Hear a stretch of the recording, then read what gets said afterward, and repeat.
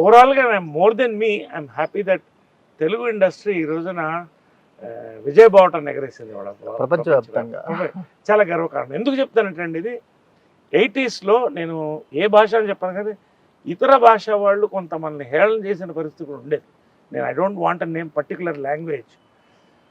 మీరు తీసిన సినిమాని మేము కొని రీమేక్ చేస్తే దాన్ని మళ్ళీ మీరు రీమేక్ చేస్తారన్న పరిస్థితి కూడా జోక్ చేసేవాళ్ళు. మీనింగ్ తక్కువ సినిమాలు ఏం చేయం, మనమే శంకరాభరణం చేసాం, మనమే అడిరాముడు చేసాం. అంటే ఒక వరల్డ్ మ్యాప్లో, ఒక ఇండియన్ మ్యాప్లో రీజనల్ సినిమాకి చాలా తక్కువ ఇది ఉండేది. ఇవాళ అదన్నీ దాటి ఇవాళ మనం ఒక 2000 కోట్లు 1000 కోట్లు ఇవాళ పుష్ప 2 సంక్రాంతికి ఇది, so many things to come. So నాకు at 62 I'm seeing so much horizon as an actor for me. Exactly.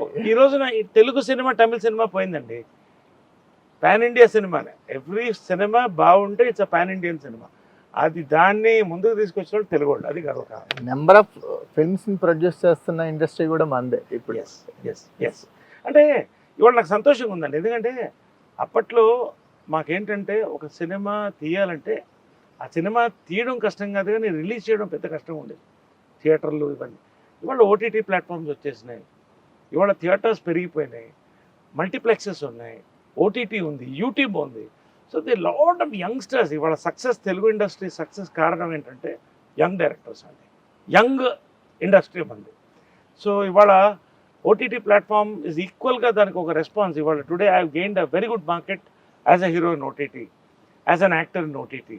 అదేవిధంగా I'm balancing with theatre. It's a good time for young people to come in and we in Telugu especially మనం వి become Indian film makers.